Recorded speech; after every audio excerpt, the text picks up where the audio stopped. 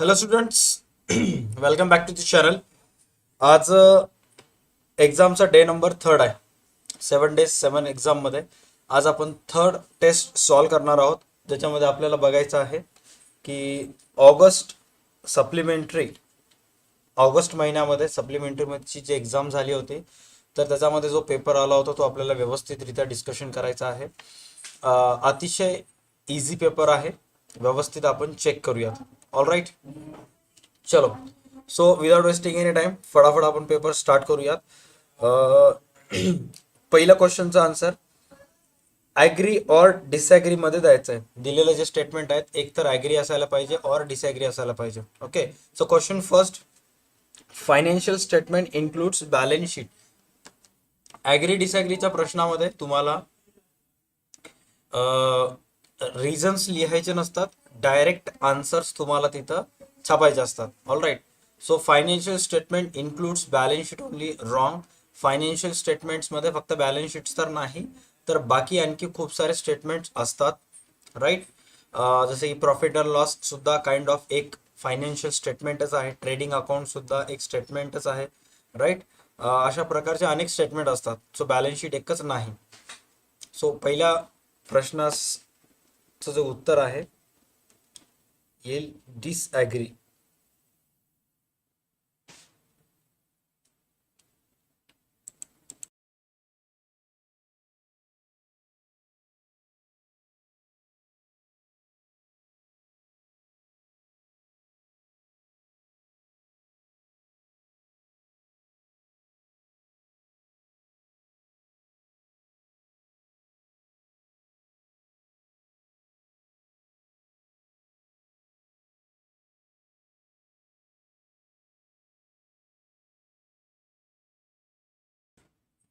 चलो नेक्स्ट आहे,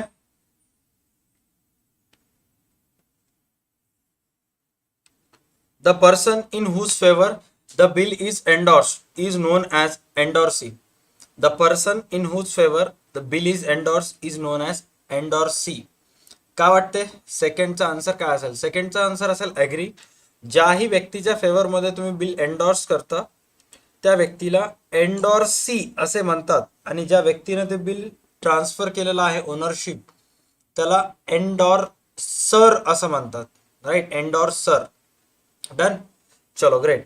त्यानंतर retiring partner is not entitled to share in general reserve. जो रिटायरिंग पार्टनर आहे त्या रिटायरिंग पार्टनरला जनरल रिझर्व मध्ये किंवा अनडिस्ट्रीब्युटेड प्रॉफिट किंवा अक्युम्युलेटेड प्रॉफिट मध्ये भाग दिला जात नाही. आन्सर असेल clear cut disagree, because he is entitled to get share in general reserve and accumulated profit. Next check करा, income and expenditure account is real account. जो इन्कम अँड एक्सपेंडिचर अकाउंट असतो तो रिअल अकाउंट असतो म्हणाले, तर answer येईल disagree. Right, because it is nominal account.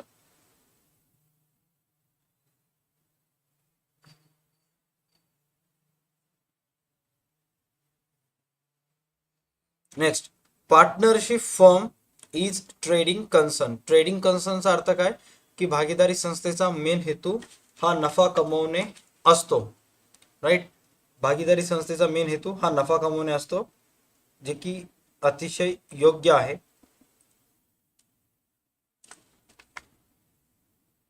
Agree.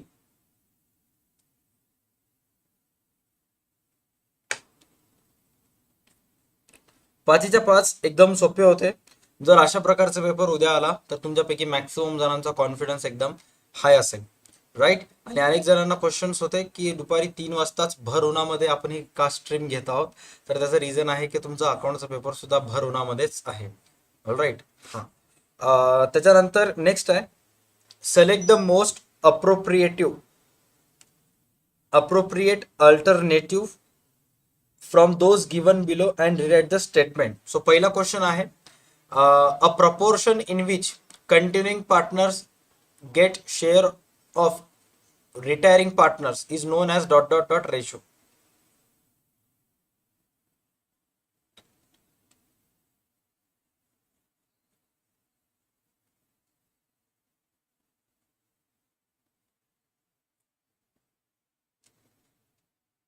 Answer असेल gain ratio.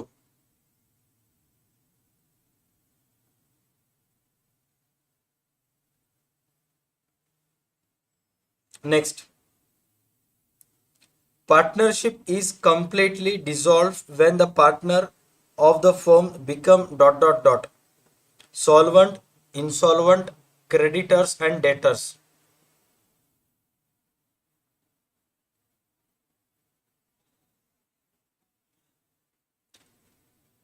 जेव्हा एखादा भागीदारी संस्था जे आहे ते कम्प्लिटली पूर्णपणे बंद, कम्प्लिटली डिझॉल्व्ह कधी होतं, Wien the partner of the firm became, व्यवसायाचे भागीदार काय होतात, तर व्यवसायाचे भागीदार जेव्हा इनसॉल्वंट होतात.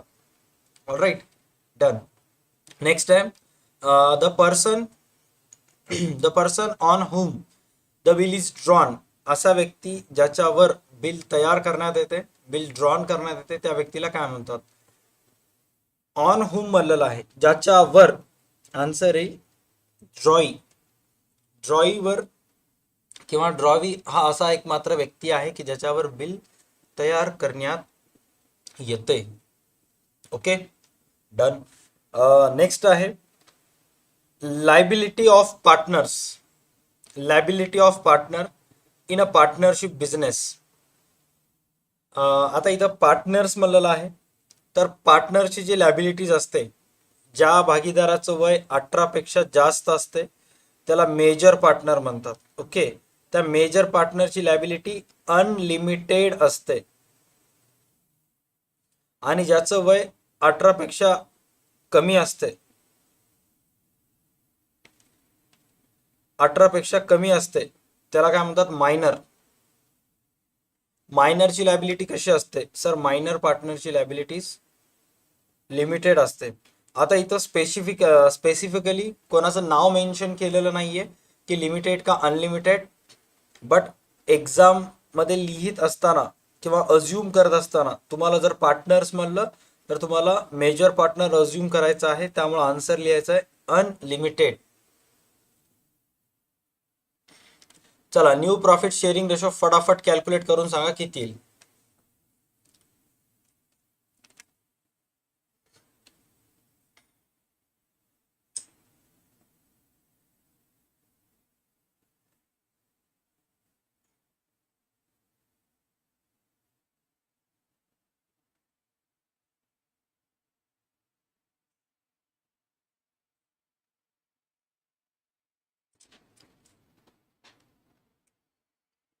बारा 8 5 असं खूप साऱ्या जणांचा आन्सर यायलंय.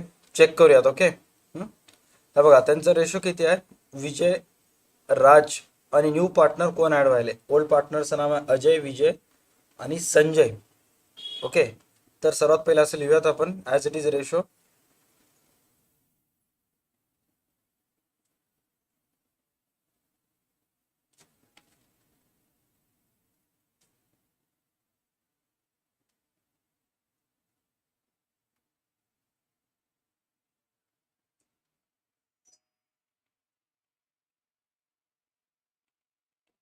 बारास आठास 5. राईट, 12 8 5. डन.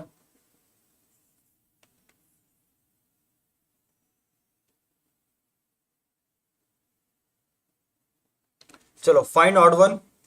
चेक करा ऑड वन मध्ये काय काय येईल.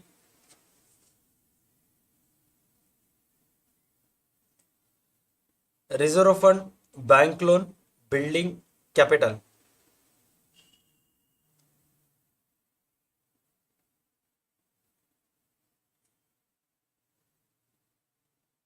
तर आन्सर येईल building. Why? Just because reserve fund, bank loan आणि कॅपिटल हे तिन्हीच्या तिन्ही काय आहेत? सर, हे तिन्हीच्या तिन्ही व्यवसायाला असणारे लायबिलिटीज आहेत. राईट, बट बाकी बिल्डिंग जर बघताल तर ते एक फिक्स्ड ॲसेट्स आहे. सेकंडमध्ये admission fees, received, sundry income, specific donation for building and sale of old newspaper.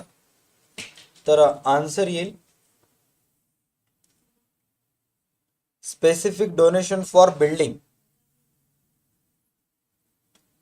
Specific donation for building, because हा एक स्पेशल डोनेशन आहे, राईट.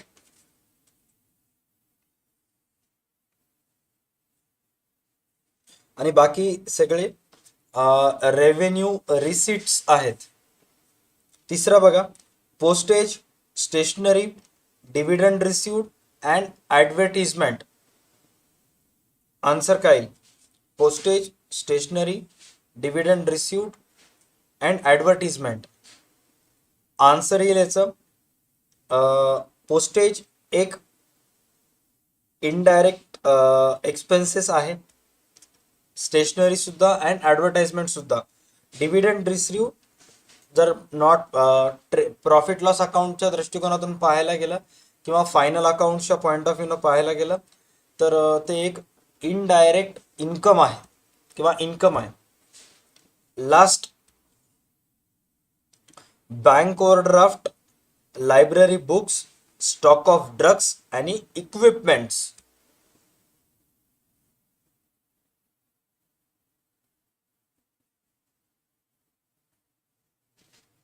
आन्सर काय येईल? Bank overdraft. Y? Because bank overdraft हे liability आहे, बाकी सर्व ॲसेट आहेत. म्हणजे सप्लिमेंटरीच्या पॉईंट ऑफ व्ह्यूनं पेपर एकदम इझी होता. तुमचा जर पेपर असा आला तर मग पहिले 15च्या 15 तुमच्यापैकी अनेक विद्यार्थ्यांचे बरोबर येतील. ओके, चला आता लास्ट चेक करूयात आणखी काय दिलेलं आहे. Realisation accounts, partners capital accounts, balance sheet आणि बँक अकाउंट. हां, हे थोडंसं सांगा बरं. Realisation accounts, partners capital account, balance sheet आणि बँक अकाउंट.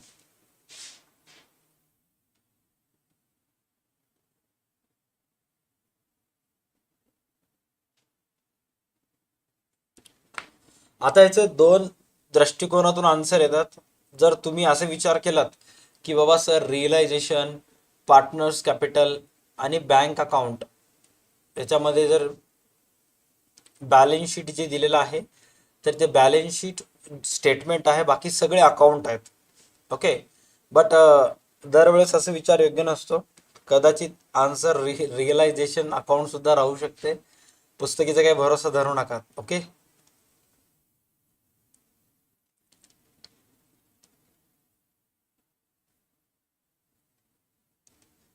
कारण पुस्तक कसं विचार करते माहिती आहे का? पुस्तक असं विचार करते की व्यवसाय बुडाला तर रिअलायझेशन अकाउंट काढावं लागते, व्यवसाय जिवंत राहिले तर बाकी सगळे काढावं लागतात. बँक अकाउंट म्हणालेत काही जण.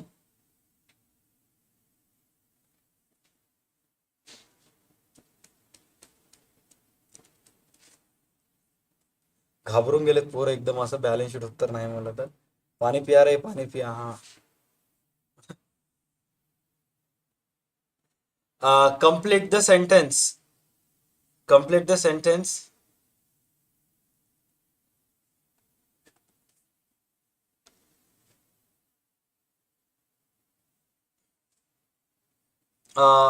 Excess of income over expenditure is termed as. Excess of income over expenditure is termed as. म्हणजे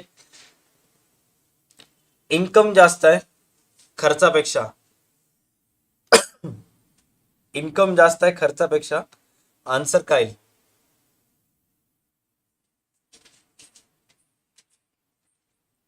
सरप्लस. हा, नेक्स्ट आहे dot dot shareholders are the real owners of the company.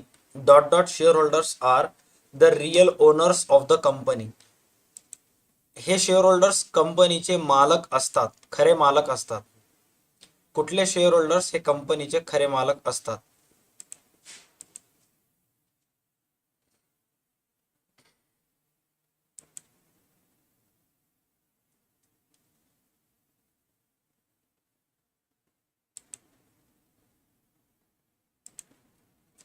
Equity.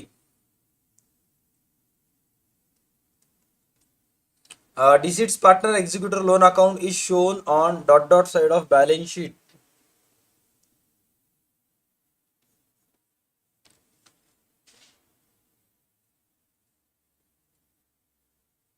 Liability side of balance sheet. Okay, sorry मी थोडंसं घाई केलो answer लिहायची. हा, next तुम्ही सांगा, मी लिहित नाही. Dot dot is the set of programs that direct computer to perform a desired task. भाई, हे कालच्याच एक पण पेपरमध्ये होतं, आजच्या पण पेपरमध्ये आलेलं आहे. राईट आन्सर काय येईल?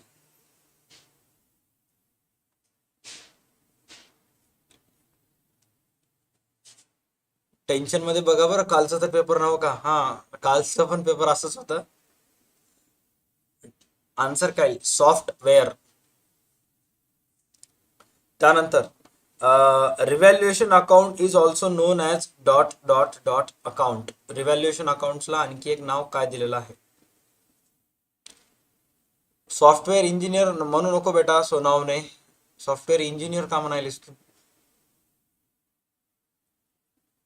Profit and loss adjustment account. Profit and loss adjustment account. Right. चला, आता जे ऑब्जेक्टिव्ह साठी आले होते ते जाऊ शकतात. बाकीचे आता टेम्पररी मंडळ. आता मंगलाष्टक लागलेलं आहे, त्यामुळे ज्यांनाही जेवायला जायचं त्यांनी डायरेक्ट जेवायच्या पंक्तीत जा. फक्त सोयरे धायरे फक्त इथंच थांबा. ओके, हा. मागच्या 3 दिवसापासून तसंच होलालंय. ऑब्जेक्टिव्ह साठी सगळेजण जमा व्हायला धिंगाणा धिंगाणा धिंगाणा करायला, आणि जसं मंगलाष्टक लागलं पळाले पहिल्या पंक्तीमध्ये. चलो भागो. आणि मग ते फक्त आपल्या स्वतःच्या घरचे आहेत, आपणच सर्वात अगोदर जेवण केलं तर चांगलं वाटणार म्हणून ते थांबलेले. हा,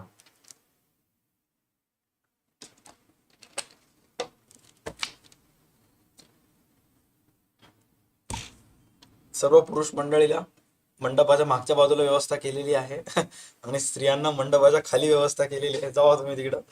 चला, आपण आपल्या, चला आता आहेराचा कार्यक्रम सोयऱ्या जाणार, फोटोशूट वगैरे चालू द्या आता आपला आपला. डन. चेक करा. फर्स्ट ऍडजस्टमेंट याच्यामध्ये काय सांगण्यात आलेलं आहे? Stock on hand 31 March 2019. भाई, पहिली ऍडजस्टमेंट मी काय एक्सप्लेन करायलो, तुम्ही आता याच्यामध्ये एकदम एक्सपर्ट झालात. पहिली ऍडजस्टमेंट येते डेटर्सवर आरडीडी करता येते, फर्निचर डेप्रिशिएट करता येते. या ऍडजस्टमेंटचे किती पोस्टिंग होतात ते सांगा. बस, बाकी दुसरं तिसरं काहीच नाहीये.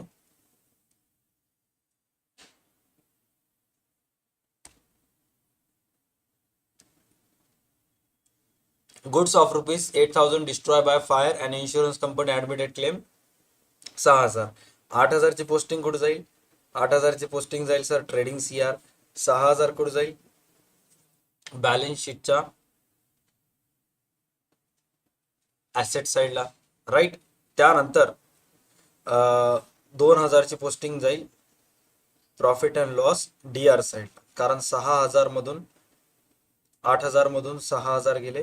2,000 रुपये कंपनीचं किंवा व्यवसायाचं नुकसान झालं, 2,000 रुपये जातील प्रॉफिट लॉसच्या डीआर साईडला. एक मात्र ऍडजस्टमेंट आहे ज्याची किती पोस्टिंग होतात? 3 पोस्टिंग होतात. ओके. पहिली पोस्टिंग 8,000ची ट्रेडिंगच्या सीआर साईडला. 8,000 रुपयाची वस्तू नुकसान झाले आगीमुळं, आणि 6,000 रुपये इन्शुरन्स कंपनी दिली, त्यामुळे ऍसेटला 6,000. 2,000 प्रॉफिट लॉस डीआर. डन. शाबाश. चलो, गणितामध्ये हिडन ऍडजस्टमेंट बघा. कोणती हिडन ऍडजस्टमेंट आहे का? कशामुळे एवढंच पेपर सोपं दिले यांना काहीच माहित नाही. काय त्याच्या मागचा राज होता काहीच माहित नाही. हा,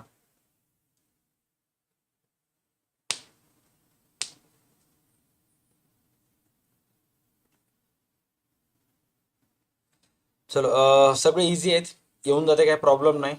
काहीच याच्यामध्ये अवघड नाहीये, एकदम बेसिकचा प्रॉब्लेम आहे. फक्त फिक्स डिपॉझिट आहे ते सुद्धा ऍसेट साईडला जाते.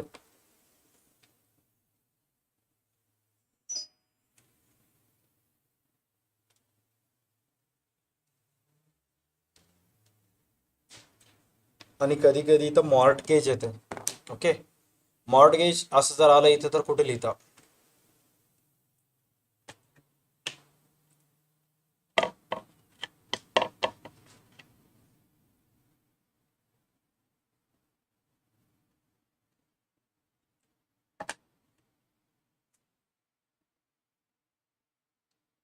मॉर्टगेज जर आलं तर कुठे लिहिता?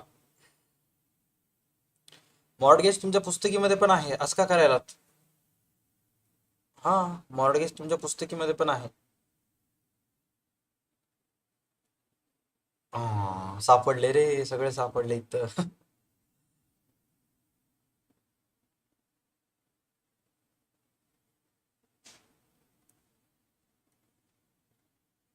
निकिता पाटील स्टार्ट करा. अरे तेवढाच ती स्ट्रीम स्टार्ट झाली ना. मॉर्टगेज जर आलं तर भाई बॅलन्स शीटच्या लॅबिलिटी साईडला जाईल. मॉर्टगेज या शब्दाचा अर्थ आहे संपत्तीचे कागदपत्र बँकेत ठेवून बँकेकडून कर्ज घेणे. मॉर्टगेज असं त्याला म्हणतात. राईट. हा,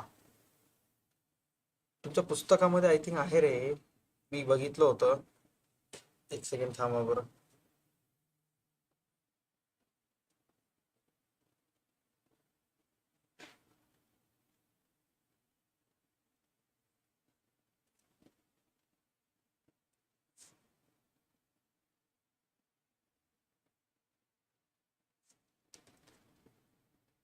ये तेरा ध्यान किधर था रे, साल भर हा पढ़ाई करते समय.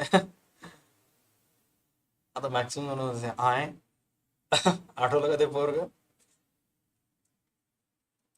तुमचंच भाई आहे. ओके, चलो डन. तेवढं तर एक फायदा झाला.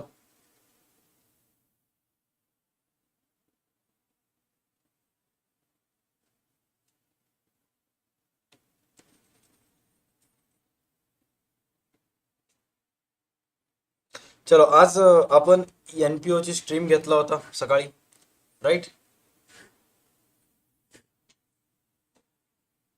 तर NPOच्या स्ट्रीममध्ये आपण डिस्कस केला होता about tuition fees and all that. Check करा आता इथं.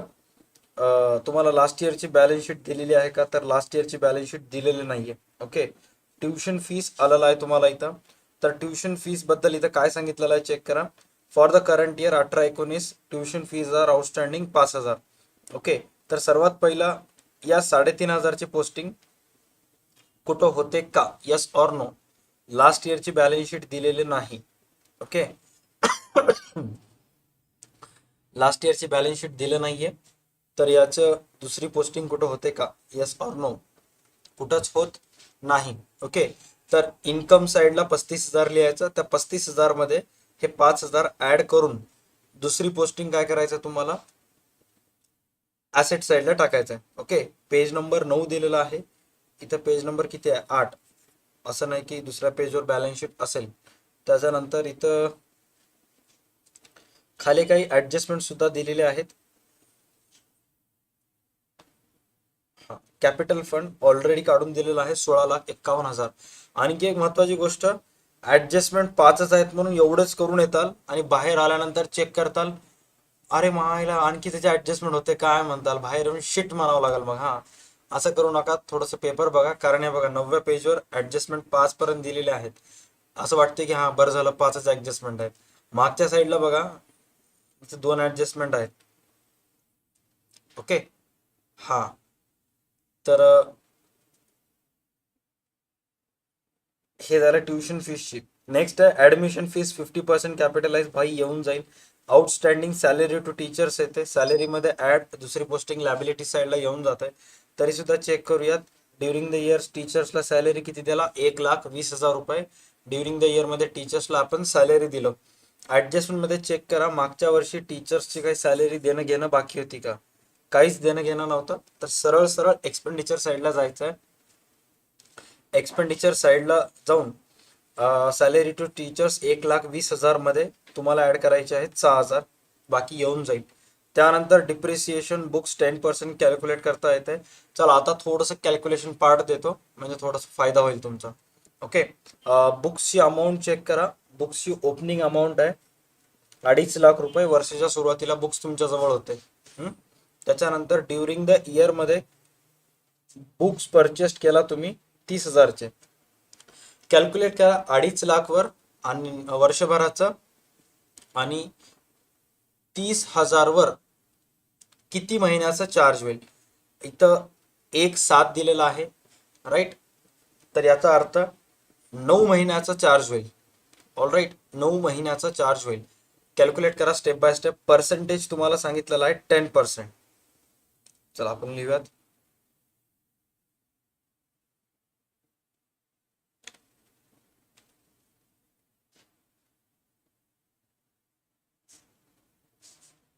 2.5 लाख वर वर्षभराचं 10% येते 25,000. ओके. आणि 30,000 वर 10% 9 महिन्यासाठी येते 7,500.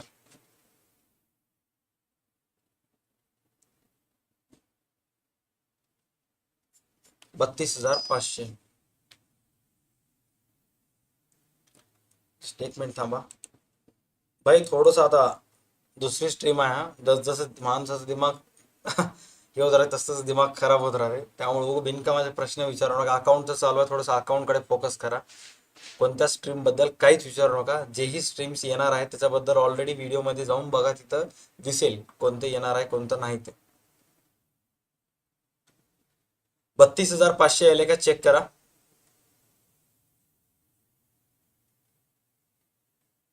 एक सेकंड हा. 30,000 वर किती टक्के म्हणलं? 10% म्हणलेलं आहे ना, माय बॅड. 30,000 वर 10%.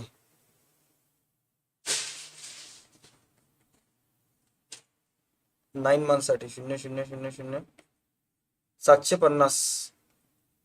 25,750 येते. एक शून्य एक्स्ट्रा दिलं होतं, राईट. 25,750.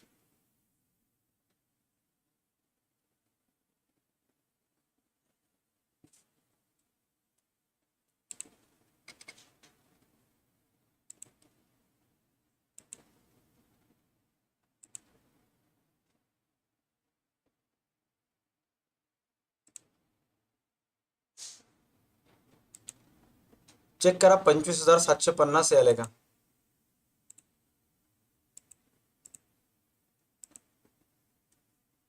थोडंसं इथं अमाऊंट 3 पेजवर गणित आहे. मी एक पेज दाखवला तर साला एक पेज चाललं हे. फक्त अमाऊंट लक्षात घ्या. ओके. हां, मी आणखी एक वेळेस सांगतो. हे बघा, बुक्सवर डीईपीचं सांगितलेलं आहे तुम्हाला 10%. ओपनिंग अमाऊंट आहे 2.5 लाखाची, राईट.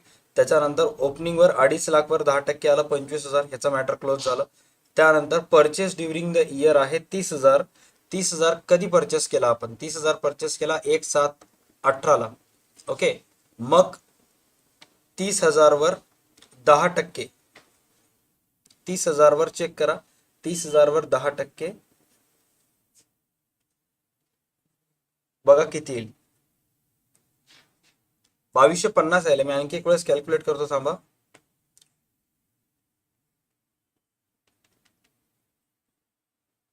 एक सेकंड. तर कमेंटकडे लक्ष दिले की असंच होतंय. 0,0,0,0 3 त्रिक 9, 3 चौक 12, 9,000. 9,000 भागिले 4. ओके, 2,250. Got it. डन. आता किती जण कमेंट करतील की 2,250 2,250. 27,250 आलेला आहे. सर्व मंडळांना सूचित करण्यात येते की ज्याचंही लेकरू हरपलं होतं ते सापडलेलं आहे. स्टेज जवळ येऊन घेऊन जाणे. 27,250. Okay, done.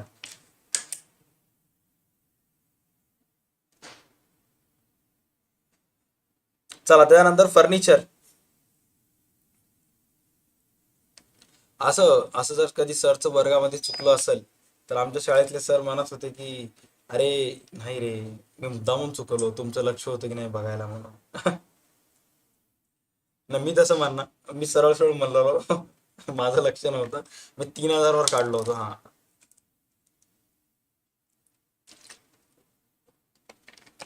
चुकलं त्याला काय फाशी घेऊ की काय करू.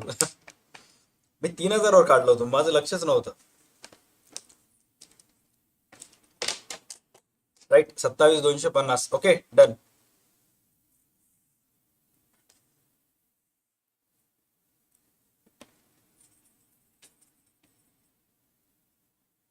ओके, आता बुक्सवर येऊयात आपण. सॉरी, बुक्स झालं. फर्निचर. फर्निचरची बघा अमाऊंट 3,50,000 आहे. ओके, एक काम करूयात. माणसाला एकदा फोडलं की माणूस पाणी पण फुकून पिते, आता तसं व्हायते. आता इज्जतीमध्ये शिस्त एकावर एकावर एकावर एक कॅल्क्युलेट करत जायचं. हा, 3,50,000 आहे. 3,50,000 वर 15%.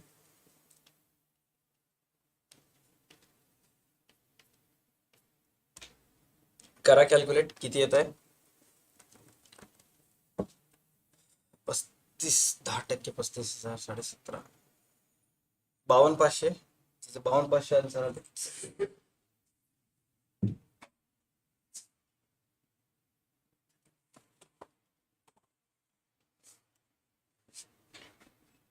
फिफ्टीन पर्सेंट म्हणलेला आहे, 15%.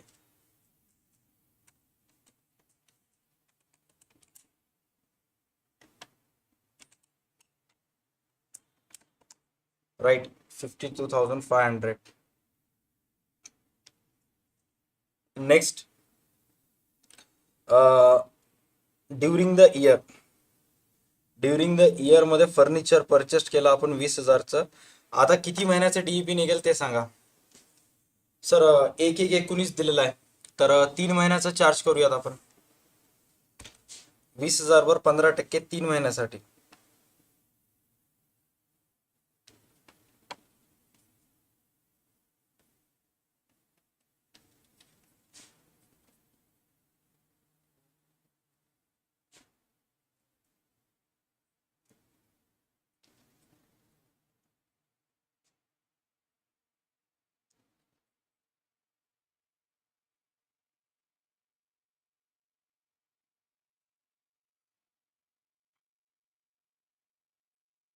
आधी ते ड्युटी आयटिंग मागचा व्हिडिओ बघायला ते झालं बेटा, ते तेव्हाच संपलं मॅटर. ते तर सर वर्गातून तेव्हाच बाहेर गेले, ते दुसरं तास चालू झालं ते. हा, 750, 53,250,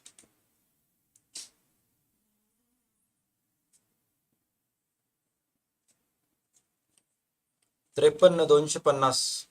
ओके,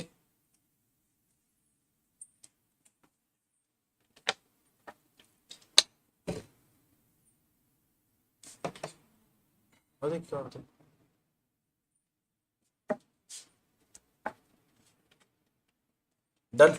ओके,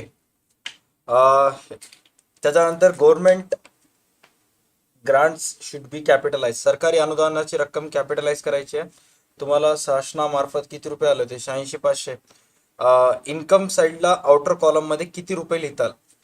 इन्कम साईडला आउटर कॉलम मध्ये याचे किती रुपये लिहिताल? सर 86,500 दिलेला आहे, तर सर आउटर कॉलम मध्ये याच्या हाफ अमाऊंट लिहावं लागेल.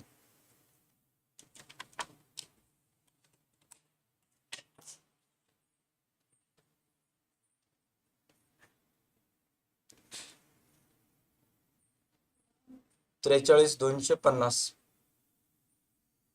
वर्किंग नोट फक्त डेथ ऑफ पार्टनर मध्ये मार्क असतात वर्किंग नोटला, बाकी कशामध्ये नसतात. ओके, डेथ ऑफ पार्टनरच्या गुडविल कॅल्क्युलेशन्स मध्ये असतात, बाकी सगळ्यांची वर्किंग नोट लास्ट पेजवर करायचं. आता 43,250 इन्कम आणि 43,250 कॅपिटल फंड मध्ये ऍड करायचं तुम्हाला. गणितामध्ये बघा आणखी कोणती हिडन ऍडजस्टमेंट नाहीये. इथं एक बँक ओव्हरड्राफ्ट दिलेला आहे. ओके, 14,250 इथं बँक ओव्हरड्राफ्ट दिलेला आहे. गणितामध्ये जर ऍडजस्टमेंट शेवटची चेक करताल तर इथं सुद्धा दिलेलं आहे. तर मग मला सांगा त्याची पोस्टिंग होते का? त्या बँक ओव्हरड्राफ्टची या बँक ओव्हरड्राफ्टची पोस्टिंग होते का? होत नाही. ओके, त्याच्यानंतर इथं एक हिडन ऍडजस्टमेंट दिसत आहे का?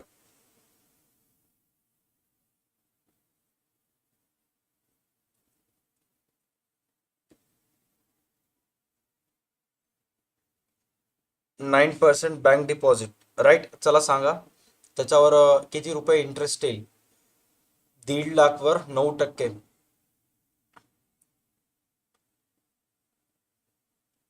13,500च्या आसपास येईल. ओके, ते 13,500 रुपये काय करायचे तुम्हाला त्याच्यामध्ये ऍड ऍसेट साईडला. अँड दुसरी पोस्टिंग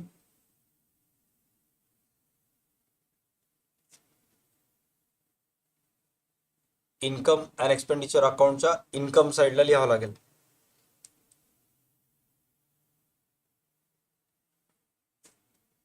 दुसरी पोस्टिंग जाईल इन्कम साईडला. Okay, done. हे सुद्धा इथंच क्लिअर झालं. बस आता बाकी काय करायचे, तुम्हाला पोस्टिंग करायचे आहेत, येऊन जाईल पोस्टिंग, जास्त काही अवघड नाहीये.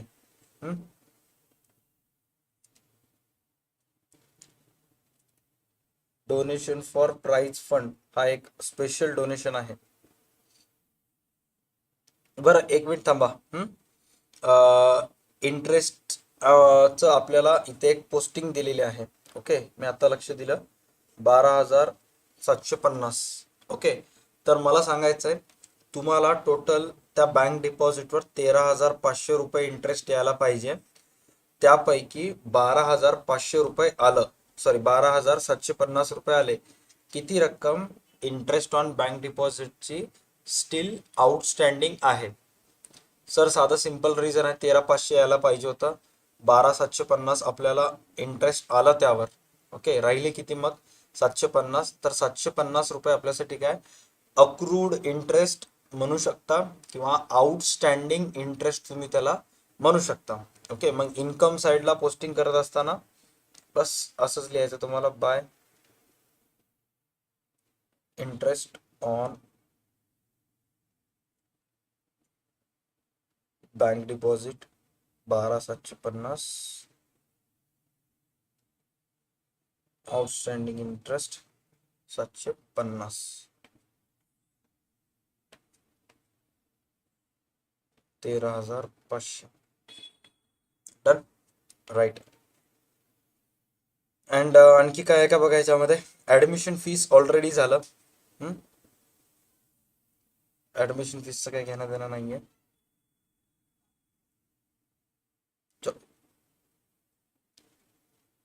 डन. पब्लिक आता जर हे फोटो सेंड केला मी या प्रश्नपत्रिकेची आपल्या व्हॉट्सअप ग्रुपवर, तसं रोजच करत आहे पेपर झाले की, ओन लेवलवर सॉल्व्ह करू शकाल का? जर मी हा प्रश्नपत्रिका सेंड केला तुम्हाला तर वैयक्तिक पातळीवर तुम्ही सॉल्व्ह करू शकता का? कारण मला असं वाटतं की एक वेळेस सॉल्व्ह करायला पाहिजे. ओके, आणि 5 किंवा 6 तारखेला मी ह्याच्यावर स्ट्रीम घेणार आहे, स्पेशल ॲनालिसिस ऑफ फायनान्शियल स्टेटमेंटचे सर्व गणित. ओके, ह्याची स्ट्रीम नक्की करा, एका दिवसामध्येच क्लिअर करून टाकेन. डन. चलो आता आपण जाऊयात डेथ ऑफ पार्टनरच्या गणिताकडे. फक्त कॅल्क्युलेशन्स आपल्याला ऍडजस्टमेंट करायचं आणि कॅल्क्युलेशन्स करून समजून घ्यायचे. चेक करा इथं कोणत्या भागीदाराचा मृत्यू झाला. रेखा, उर्मिला अँड ममता. रेशो किती आहे? 2:2:1. कोणाचा मृत्यू झाला? ममता. ममता किती महिने जिवंत होती? फक्त 6 महिने जिवंत होती. Okay, plant and machinery to be valued 30,000. किती हजार रुपये प्लांट अँड मशिनरीचे रिव्हॅल्युएशनच्या किती रुपये आणि रिव्हॅल्युएशनच्या कोणत्या साईडला जाते?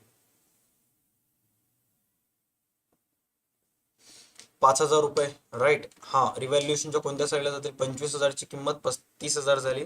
5,000 रुपये सीआर साईडला जातील. 5,000 सीआर साईड. किंमत वाढली ना बेटा. 25ची किंमत 30 झाली म्हणजे किंमत वाढली. त्यानंतर stock of goods reduced. Reduced बायचा अर्थ आहे कमी होणे.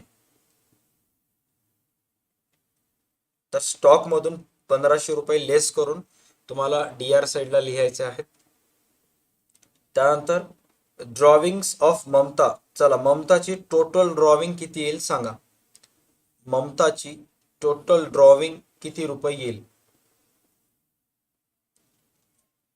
टोटल ड्रॉविंग्स 200 रुपये पर महिना होती. आणि ममता किती महिने जिवंत होती? सर ममता ऑक्टोबर पर्यंत जिवंत होती, 6 महिने. तर बेसख 12. 200 गुणिले 6, 12. 1,200 रुपयाची नोंद जाईल डीआर साईडला. कशाच्या डीआरला? डिसिट्स पार्टनर कॅपिटलच्या डीआर साईडला. आता सांगा ड्रॉविंगची पोस्टिंग डेथ ऑफ पार्टनर मध्ये पहिली पोस्टिंग जर डिसिट्स पार्टनर कॅपिटलच्या डीआरला होत आहे, तर दुसरी पोस्टिंग कुठं होतं ड्रॉविंगची? सेकंड इफेक्ट ऑफ ड्रॉविंग कुठं जाईल? सर ड्रॉविंगचा जो सेकंड इफेक्ट आहे तो कॅश ऑब्लिक बँक अकाउंटच्या सीआर साईडला जातो. राईट, कॅश ऑब्लिक बँक अकाउंटच्या सीआर साईड. लॅबिलिटीज साईडला जात नाही, कॅश ऑब्लिक बँक अकाउंटच्या सीआर साईडला जातो. Okay, done, very good. त्याच्यानंतर नेक्स्ट आहे interest on capital. Interest on capital काय वाटतं तुम्हाला? सर इंटरेस्ट ऑन कॅपिटल सरळ सरळ जेवढी अमाऊंट तिच्या कॅपिटलची दिलेली आहे तेवढाच अमाऊंटवर कॅपिटलवर काढायचं, तर ए टाईप करा. त्यानंतर सर तिच्याच कॅपिटलवर निघेल, बट जेवढे महिने ती जिवंत होती त्याच ह्याचं निघेल, तर बी टाईप करायचं. काय वाटतं तुम्हाला? सर फक्त कॅपिटलवर कॅल्क्युलेट करा तर ए, नाही सर कॅपिटलवर तर कॅल्क्युलेट करायचं आहे, बट जेवढे महिने जिवंत होती तेवढ्याच महिन्याचं. मग आन्सर काय येईल? बी. कारण इंटरेस्ट ऑन कॅपिटल हा टाइम रेशोनुसार वाटण्यात येतो. ओके, जेवढे महिने जिवंत होते तेवढ्याच महिन्याचा. तर घ्या मग, शुभस्य शीघ्रम. ममता 10,000 घ्या. 10,000 वर 10% 6 महिन्यासाठी किती येईल?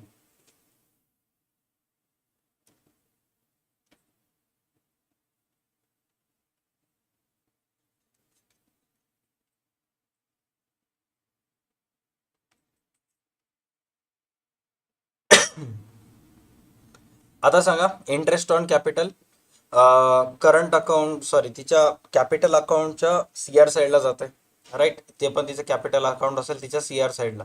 याची दुसरी पोस्टिंग कुठे जाईल? याची second effect of interest on capital.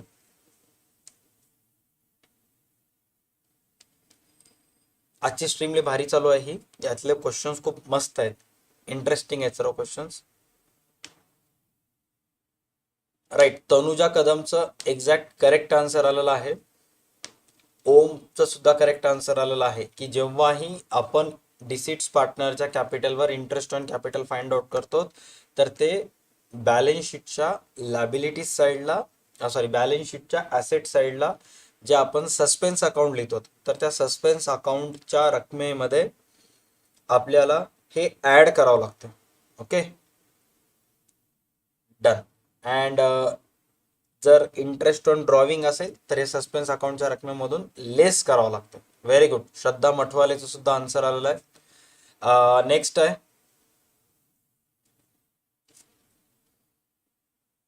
Goodwill. चला फटाफट गुडविलचं व्हॅल्युएशन करून घेऊयात एक वेळेस फटाफट.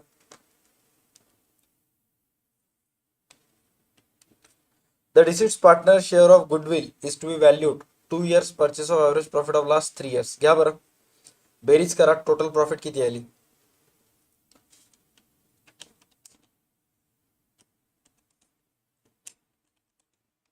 7.5, 8,500, 6,500, 22,500 आले का चेक करा टोटल प्रॉफिट. Okay, done. त्याच्यानंतर टीपी एपी फाइंड आउट करा, भागिले 3, 7,500. Valuation of goodwill 15,000.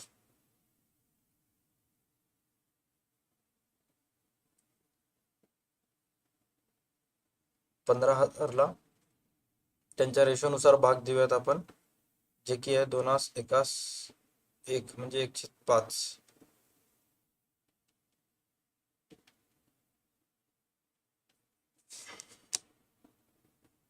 ममताच 3,000 रुपये येईल. ममताच गेली ना, एक वेळेस चेक करा. हा, मग 3,000 रुपये येईल.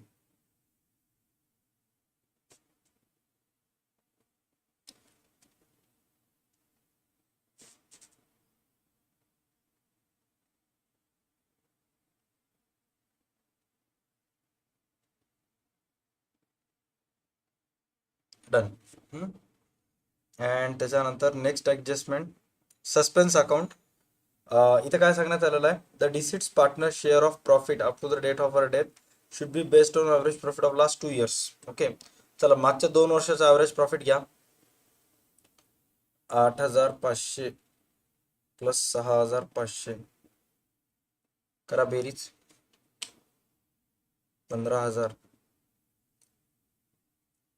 हे वर्षभराचं, 6 महिन्याचं, सॉरी 2 वर्षाचं 15,000, एका वर्षाचं 7.5, वर्षभराचं 7.5. तिने किती महिने जिवंत होती? 3 ऑक्टोबर पर्यंत जीवन होते 3,500 3,750 गुणिले 1/5.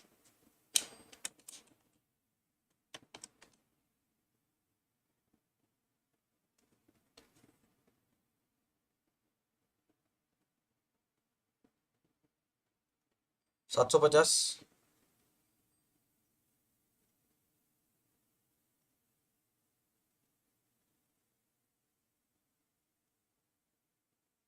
सॉरी, एक सेकंड मी चेक करतोय बेरीज किती आली. 9 9 6 15 15,000च येईल ना रे बेरीज, कारण मागच्या 2 वर्षाची बघा ना. 750 करेक्ट आहे.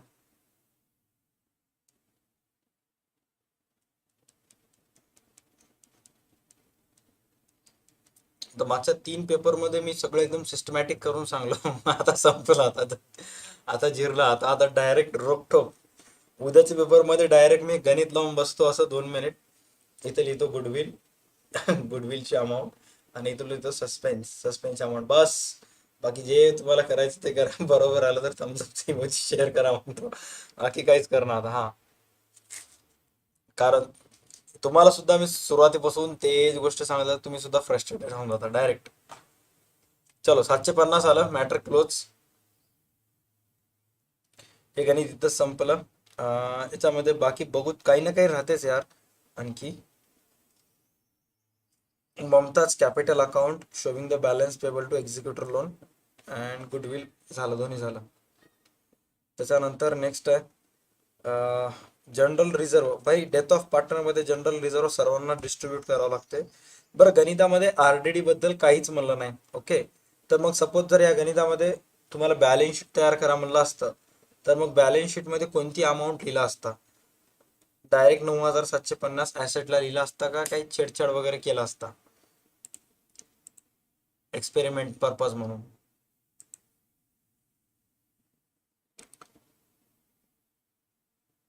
अरे भाई, 11,000 बॅलन्स शीट मध्ये.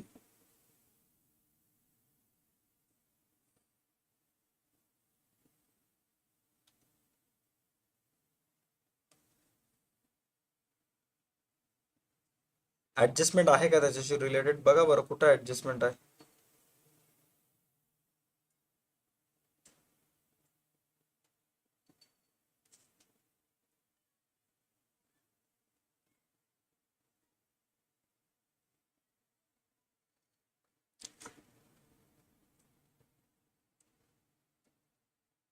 ऑल डेटर्स वेर गुड, राईट. ऑल डेटर्स वेर गुड. तर 11,000 रुपये बॅलन्स शीटच्या ऍसेट साइडला, आणि कुठे गेला, हा, आणि 1,250 प्रॉफिट रिव्हॅल्युएशन किंवा प्रॉफिट लॉसच्या रिव्हॅल्युएशन किंवा प्रॉफिट अँड लॉस ऍडजस्टमेंटच्या डीआर साइडला. Okay, done. स्टील आणखी बघा काही आहेत का याच्यामध्ये करायसारख्या गोष्टी? एकदम दिमाग शांत ठेवून बघा, धावपळ धावपळ नाही, काही नाही, एकदम चिल मोड मध्ये. बँक लोन काही सांगितलेलं नाहीये. जर सांगितलं असतं तर त्या हिशोबानं पेड वगैरे केलं असतं. जर बॅलन्स शीट तयार केलं असतं तर तिन्ही लॅबिलिटी साइडला गेले असते. डन. Okay, that's it. चलो, आता येऊयात आपल्या आवडत्या गणिताकडे. भाई, आता मी डायरेक्ट रोखठोक प्रश्न विचारतो. दिलेल्या गणितामध्ये किती जर्नल एंट्रीज होतात? युअर टाइम स्टार्ट नाव. चला, लावा ताकद, पटपण आन्सर सांगा. सर्वात पहिले आन्सर कोणाचे ते बघूयात. हा, सीआर साइड. मी डीआर साइड म्हणलो असेल, my bad. CR side, profit and loss adjustment अकाउंटच्या सीआर साइडला होतो. 7 ते 8 नाही रे भाई, असं exact cut to cut answer. की या याच्यात किती एंट्रीज होतात.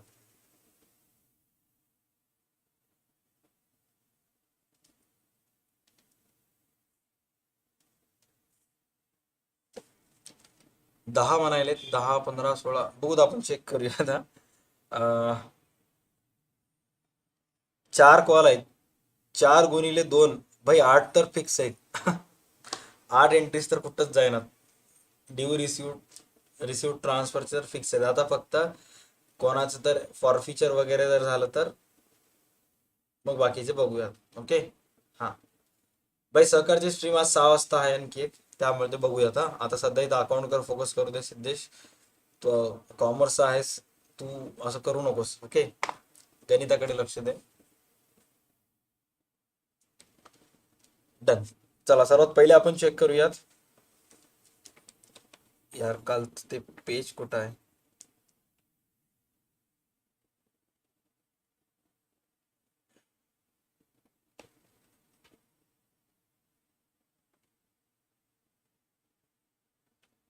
गजब टोपीबाज आदमी आहे. मागच्या 3 दिवसामध्ये जनरल एंट्री तेच आहेत, फक्त अमाऊंट पुसून मी बदललो बस, बाकी काय नाही, आळस. ओके चला, तुम्ही सांगा आता. याच्यामध्ये 1 लाख शेअर्स कंपनी विकायला काढली. ओके, कंपनीला मागणी आली 1,20,000ची. तर हे ओव्हर सबस्क्रिप्शनची केस आहे. ओके, तर पहिली एंट्री होईल 1,20,000 गुणिले 2, 2,40,000ची.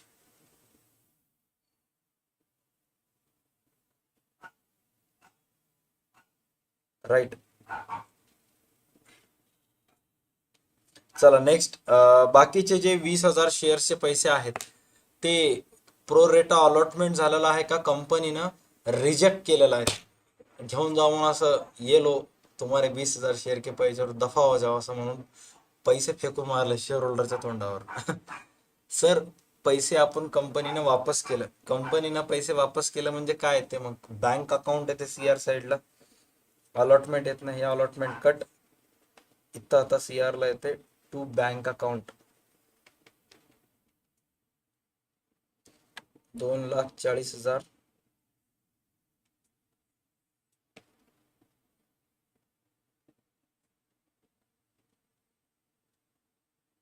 1,00,000 गुणिले 2,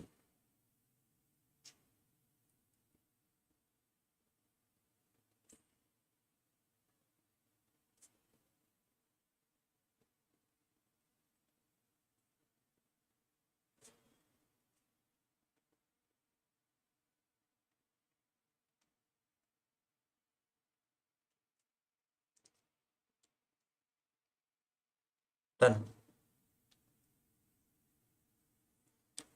प्रो रेटा आहे, बघा बरं गणितामध्ये, मी बघितलं नाही. अरे कुठं प्रो रेटा आहे? The shares directly decided to reject applications and refunded application money on that. पैसे गेले ना रे.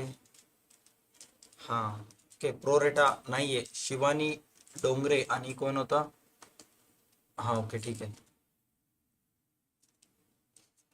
एकच एंट्री करून टाकायचं कंबाईन. 2 नवीन एंट्री केला तरी चालेल, काय प्रॉब्लेम नाहीये. राईट, ट्रान्सफरच्या एंट्रीमध्ये लिहून टाकायचं. ओके चलो नेक्स्ट. भाई ह्याच्यामध्ये चेक करा, इशू ॲट प्रीमियम आहे का नाही? प्रीमियम आहे का नाही, यस और नो? प्रीमियम जर राहिला असतं तर इथं असं कुठं तर प्रीमियम म्हणून लिहिलेलं असतं. काहीच नाहीये तर ॲज इट इज आहे.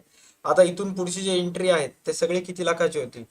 1,00,000ची होतील. 1,00,000 गुणिले आपल्याला किती करायचे? 4. Premium cut.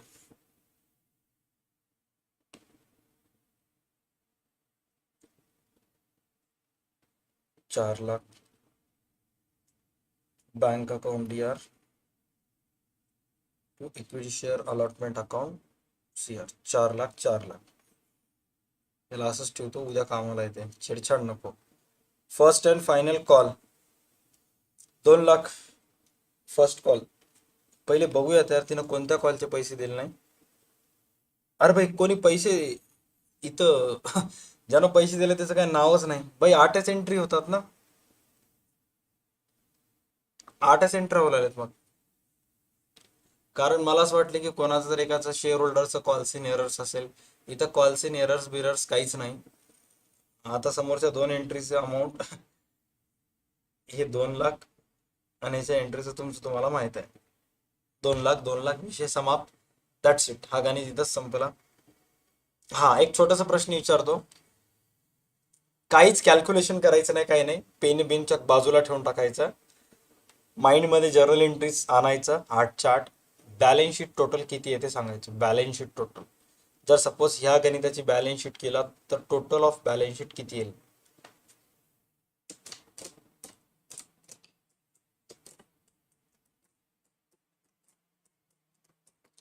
हा, शेअर घेणारे सगळे चांगले होते.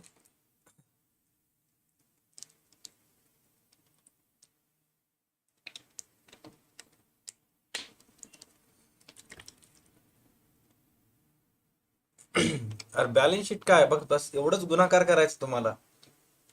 नंबर ऑफ शेअर्स किती आहे? ती 1,00,000. एका शेअरची किंमत आहे 10. बस संपलं, इथंच बॅलन्स शीट टोटल आहे. कारण कॉल्स इन एरर्स नाही, कॉल्स इन ऍडव्हान्स नाही, सिक्युरिटीज प्रीमियम नाही, काही नाही, काहीच नाही. Number of shares into per share value is equal to total of balance sheet.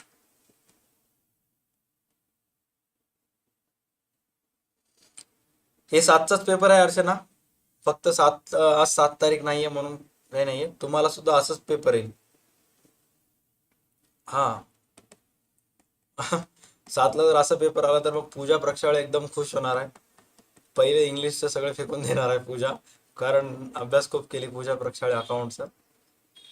इतका अभ्यास केले की इंग्लिशचं ओसीएमचं अकाउंटचं तास बुडून तिनं, सॉरी, इंग्लिशचं एसपी आणि ओसीएम इको याचं बुडून अकाउंटचा अभ्यास केली ती.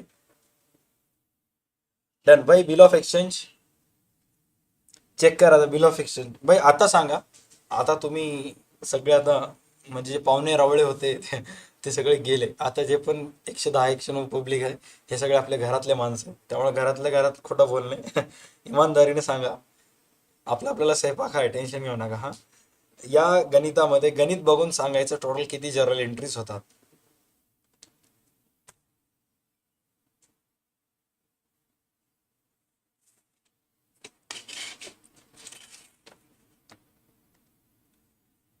अरे हिचं काय ग्रुपचं काय आहे याचं बडा काय निरू, इट्स निरू. सर तुम्ही कोणत्या ग्रुपला सेंड करता? डिस्क्रिप्शन मध्ये लिंक आहे बेटा. तिथं ग्रुप आहे. तिथं एवढं मोठं असं रोज नोट्स पडत राहतात. हा.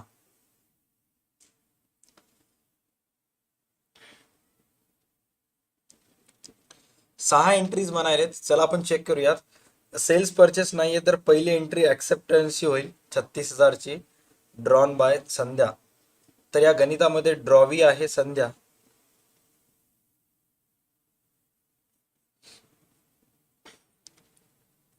चला मी पहिले एंट्रीज मोजतो. Acceptance, discounted, old bill cancel, part payment, interest,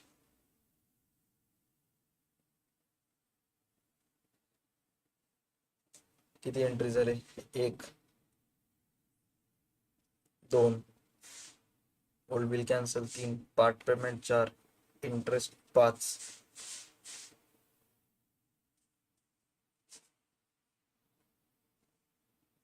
new bill accept 6. भाई 6 एंट्री उरल्या. फक्त आणि फक्त 6 एंट्रीज होत आहेत. ओके. 6 न्यू बिल ऍक्सेप्टन्स म्हणलंय. न्यू बिल ऍक्सेप्ट नंतर बघा, न्यू बिल ऍक्सेप्टन्स नंतर काय म्हणलंय? These arrangements were carried through but 3 days before due date, 4 days before due date, काहीच सांगितलं नाहीये. ओके. हा. आता या गणिताचं जर समजा आपण लेजर अकाउंट तयार केलं इक्वल येते का? या गणिताचं लेजर अकाउंट तयार केलं तर इक्वल येते का?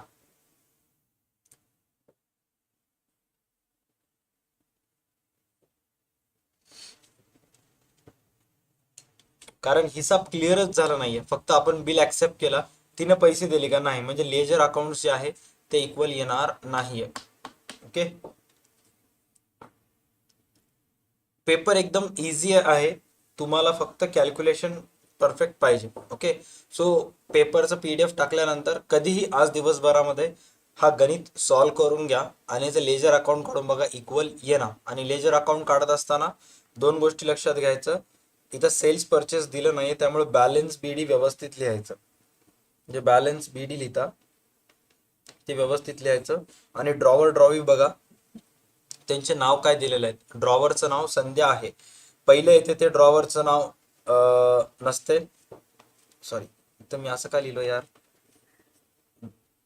ड्रॉन बाय संध्या हे आहे.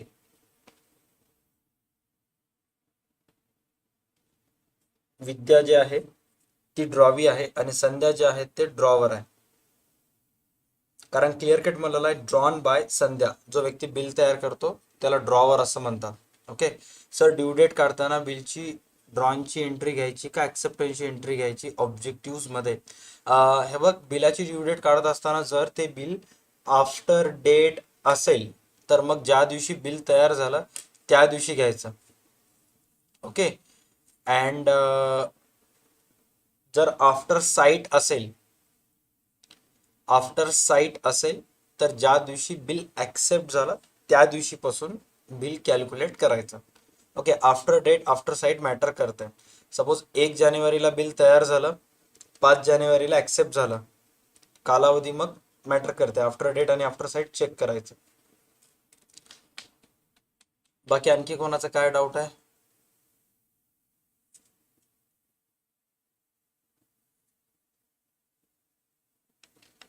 ओके, वैयक्तिक मतभेद टाळा.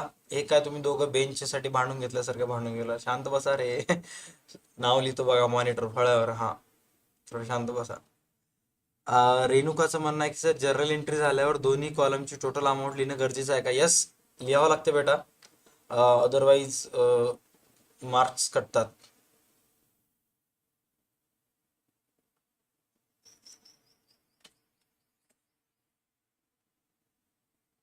विद्यानं का पैसे दिले नाही हे त्यांनाच विचारावं लागेल. ये राज भी उसी के साथ उसी पेपर के साथ चला गया. कधी कधी मुद्दामून देतात तुम्ही कन्फ्यूज व्हावं म्हणून, की फक्त बिल ॲक्सेप्ट करून ठेवून टाकतात आणि ड्रॉवी जे आहे ते पैसे देतच नाही. मग त्याच्यामुळं आपल्याला काही करायचंच नाही. ओके चला, हे गणित इथंच संपुष्टात आणतो मी. या गणिताशी संबंधित काही क्वेश्चन असतील तर विचारा. मग आता डायरेक्ट पुढच्या वर्षीच्या बॅचमध्ये चान्स भेटेल, आता नाही.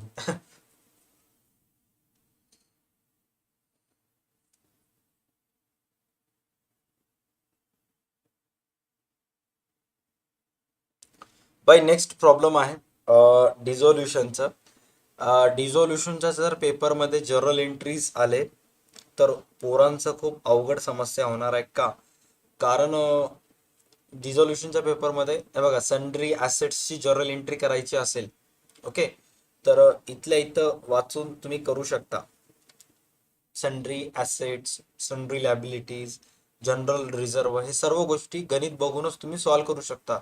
बट जेव्हा बारी येते तुम्हाला रिअलायझेशन अकाउंटचं प्रॉफिट लॉस फाइंड आउट करायची, मग तुम्हाला वर्किंग नोटमध्ये पूर्णच्या पूर्ण एक रिअलायझेशन अकाउंट्स तयार करावं लागते. तुम्ही अशा कोणी, आता कोणी काय करतात, फटाफट लवकरात लवकर व्हा म्हणून अशा पद्धतीचे एक फॉर्मॅट ड्रॉ करतात. इकडे सगळे संडे ॲसेट्सचे नावं, इकडे लॅबिलिटीजचे नावं, asset realise, liabilities paid, taken over, हे सगळं असं लिहून टाकतात शॉर्टमध्ये आणि मग रिअलायझेशन प्रॉफिट लॉस काढतात. अदरवाईज मग तुमचे 1 मार्क कटते कधी जर डिझोल्युशनमध्ये जर्नल एंट्रीज आलं तर. आणि मागच्या 2-3 वर्षामध्ये डिझोल्युशनमध्ये जर्नल एंट्रीज आलेलं नाही आहे, फक्त गणित आलेलं आहे. तर यावर्षी 2 पॉसिबिलिटीज जास्त आहेत. डिझोल्युशन मध्ये आलं तर ऑल पार्टनर इन्सॉल्वंटचं गणित येईल. मला तर असं वाटतंय पर्सनली की डिझोल्युशन मध्ये ऑल पार्टनर इन्सॉल्वंटचं एक साधं, सिंपल, सोपं, सुंदर, सुबक, टिकाऊ गणित यायला पाहिजे. ओके, भलेही त्याच्यामध्ये क्रेडिटर्स अकाउंट निघू दे, बिल्स पेबल निघू दे, बँक अकाउंट, डेफिशियन्सी अकाउंट निघू दे, पण साधं सोपं यायला पाहिजे, कारण ते खूप वर्ष झालं आलेलं नाहीये. आणि ऍडमिशनला तर ऑल ठरल्याप्रमाणे रिटायरमेंट येणारच आहे.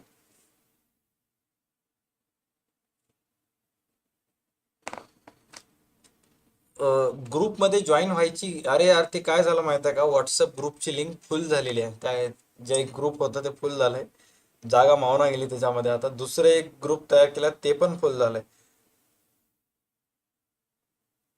जस्ट 1 सेकंड, मी एक लिंक टाकतो.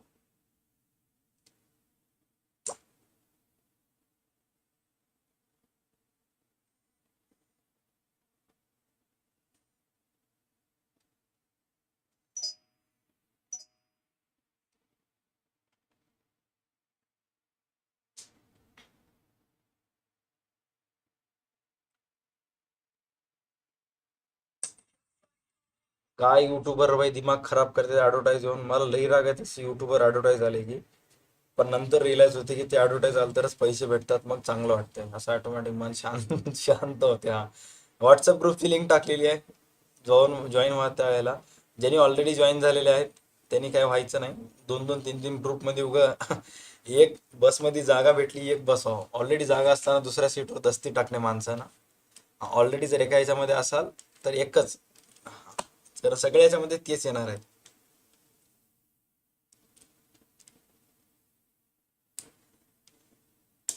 डन. ओके चलो.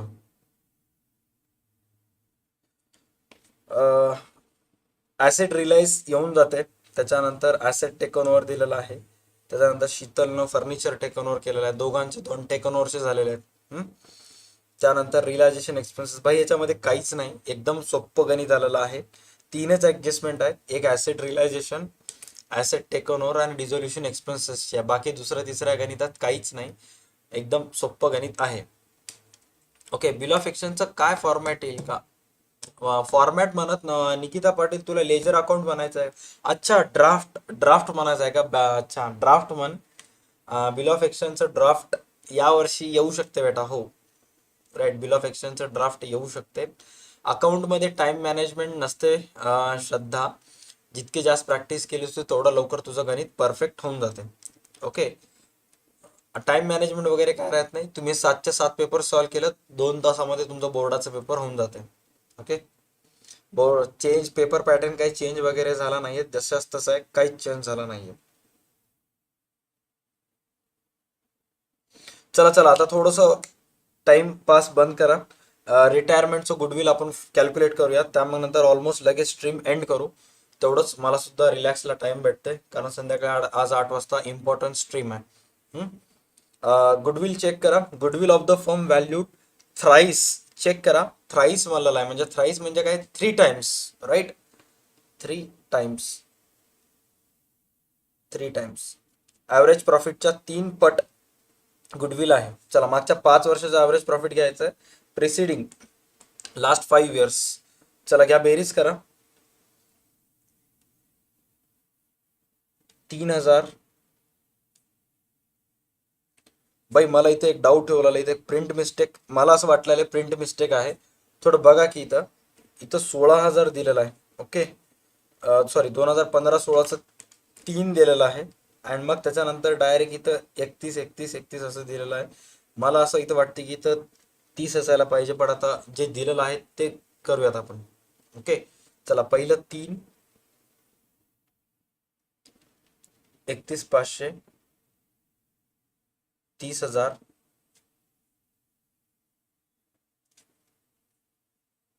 48,000 प्लस 30,000. करा बेरीज, किती येईल?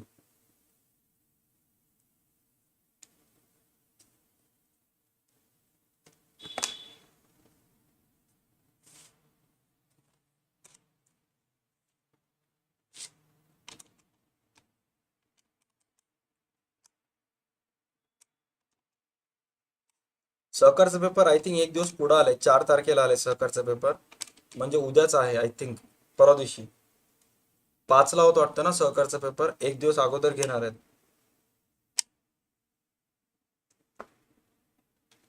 1,42,500.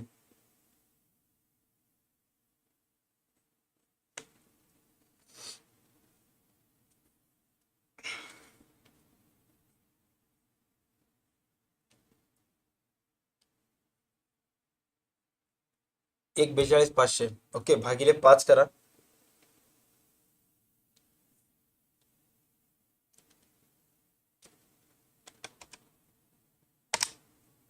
28,500.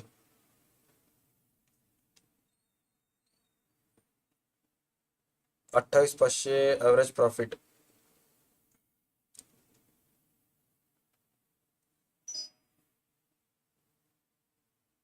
इंटू 3. व्हॅल्युएशन 85,500 आले का बघा बरं. व्हॅल्युएशन 85,500 गुणिले 3.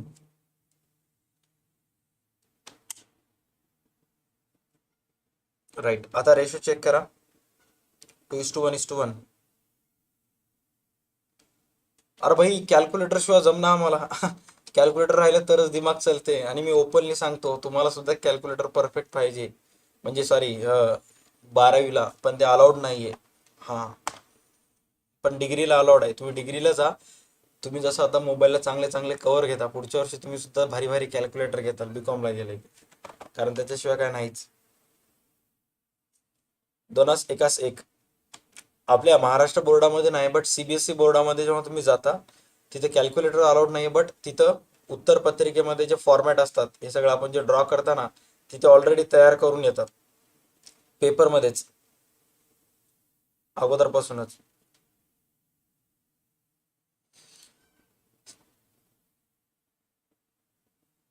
चला किती रुपये आले बघा. गुडविल रेशोनुसार वाटा. गुडविल ऑफ द फर्म म्हणलेला आहे, सर्वच पार्टनर्सला वाटून टाकायचं तुम्हाला. अं,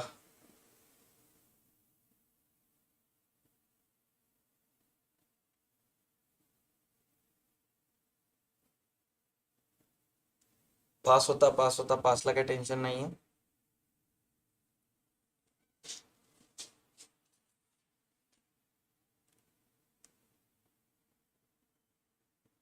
प्रॉब्लेम टॅली झाला नाही तर मार्क्स मिळत नाहीत, कमी कटतात. टॅली झाला नाही तर 1-2 मार्क्स टॅलीचे कटतात. ओके.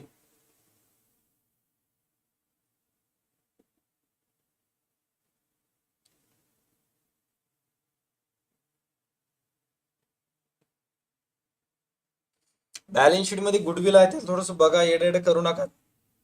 उसको भी थोड़ा ध्यान दो, उसको भी नजरअंदाज मत करो.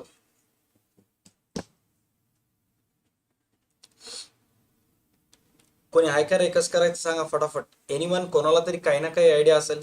कारण रिटायरमेंटचं गुडविल, ऍडमिशनचं गुडविल खूप जणांना सत्वत आहे, त्यातल्या त्यात असं आलं की तर संपलच.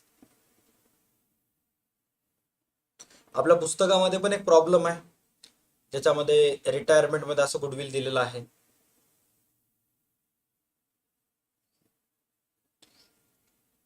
सध्या आता मला असं वाटलेलं की तिथे 30,000 यायला पाहिजे, बट ते तिथं 3,000 आलेलं आहे. अरे मी मजाक करायलो, सहकारवाले 4ला पेपर नाही, तुमचं पेपर 5लाच आहे. नसता तेवढंच रेकॉर्ड करून फक्त हे करून टाकताल, अवघड जाईल. लॉस ऑन गुडविल 4,500 म्हणायला भाऊ, जे की थोडस कुठं ना कुठं सराहनीय आहे. गुडविल वर लॉस येऊ शकते.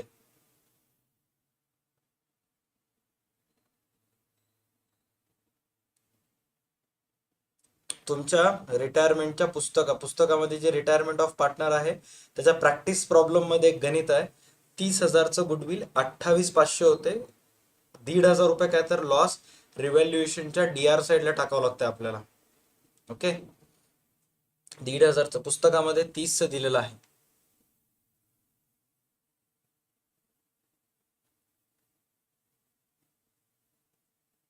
राईट. अरे पुस्तक इथले मी सांगायलो ना, मला आकडे पाठ आहेत पुस्तक इथले.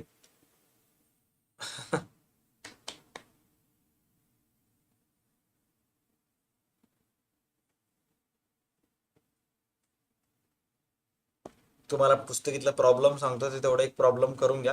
कारण आता हे प्रॉब्लेम यावर्षी ये ना हे एकदा बोर्डाला येऊन गेलं म्हणजे संपलं, त्याची एक्सपायरी झाली. ते अननेसेसरी करून उगा ते डोकं हेडेक करून घेणं आहे. तरी सुद्धा प्रॉब्लेम नंबर टिक मार्क करतो, त्याचा आन्सर नाहीये पुस्तकात, प्रॅक्टिस प्रॉब्लेम दिलेला आहे. Okay. Retirement of partner death.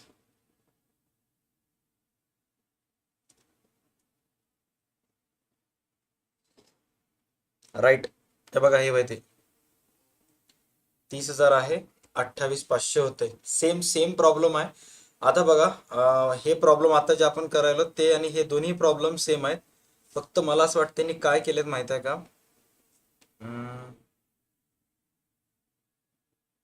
ह्यांनी आकडेवारी डबल केलेत. आकडेवारी डबल केलेत म्हणजे काय बघा, इथं पार्टनरचा प्रॉफिट बघा.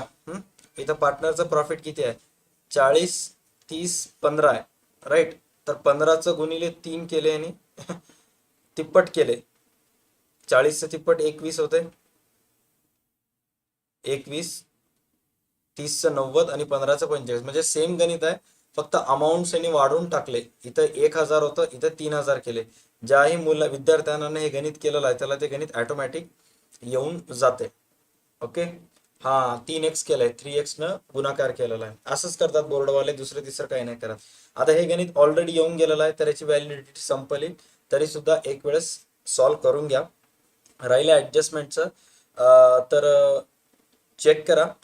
30,000 गुडविल होतं, राईट. 30,000ची गुडविल कमी होऊन किती झालं, 28,500. तर 1,500 रुपये रिव्हॅल्युएशनच्या डीआर ला ट्रान्सफर करायचं. आता मला येस और नो मध्ये सांगा, राहिलेलं 28,500 ऑल पार्टनर्सला डिस्ट्रीब्यूट करायचं आहे का ॲज इट इज बॅलन्स शीटच्या ॲसेट साईडला लिहून टाकायचं?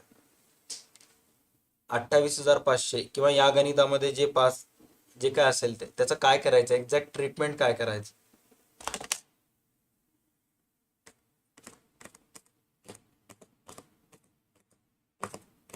राईट.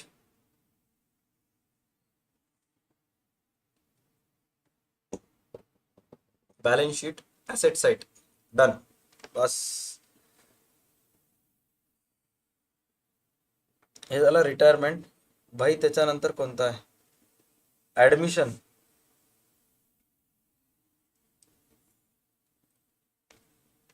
पहिली एंट्री कॅपिटल आणलेली. किती जणांना वाटतं ह्या ऍडजस्टमेंट मध्ये 3 जनरल एंट्रीज होतात? ऍडजस्टमेंट नंबर सेकंड मध्ये किती जणांना वाटतं 3 जनरल एंट्रीज होतात?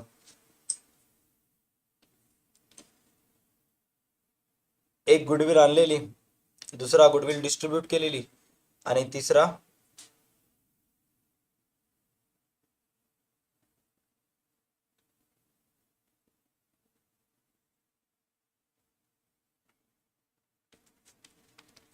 गुडविल विथड्रॉन केलेली, राईट.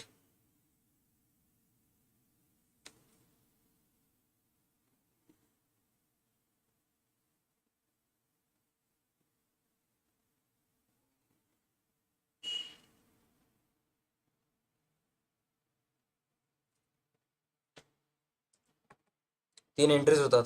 ओके. अरे 3 एंट्रीज होतात, एक गुडविल आणलेली, दुसरा गुडविल डिस्ट्रीब्यूट, आणि तिसरा विथड्रॉन केलेली, अशी 3 एंट्रीज होतात. Okay, done. त्याच्यानंतर stock to be taken at a value of ₹60,000. हे काय होत नाही.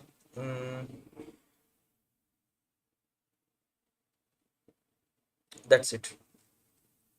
ऍडमिशनचं पण तिथंच संपलं. बाकी 2 सोपे आहेत. एक आरडीडीचे आहे, एक बिल्डिंगची किंमत कमी झालेली आहे, आणि एक फर्निचरवर 10% डीईपीची आहे. एवढंच आहे, याच्यामध्ये दुसरं काहीच नाहीये. पूर्णच्या पूर्ण प्रॉब्लेमच संपला. आता करंट अकाउंटचा याच्यामध्ये काही घेणं देणं नसतं. डायरेक्ट कॅपिटलचं बॅलन्स लायबिलिटी साईडला टाकून टाका. जे पण रिव्हॅल्युएशनचं प्रॉफिट लॉस येईल ते करंट अकाउंटला टाका. करंट अकाउंटचा बॅलन्स ट्रान्सफर करायचा आहे. ओके, चलो. ही पण स्ट्रीम एकदम यशस्वीरित्या आपण क्वेश्चन पेपर कव्हर केलं. एकच गणित थोडंसं टफ होतं, ते पण रिटायरमेंटचंच. आणि अशा प्रकारचं जर गणित आलं तर मॅक्सिमम मुलं ऍडमिशनचं गणित करतील. ओके. हा, रिड्यूस करणे म्हणजे लेस करणे. ओके, कमी करणे. आणि अशा प्रकारचं गणित आलं तरी मॅक्सिमम जण काय करतात, रिटायरमेंटचं गुडविल जर स्वतःला तर ऍडमिशनकडे जातात. चला, आजच्या ह्या सेशनसाठी एवढंच. भेटूयात नेक्स्ट सेशनमध्ये.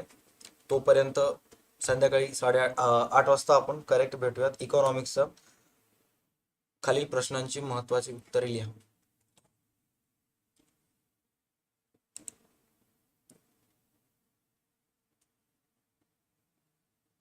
Thank you so much, RG clone.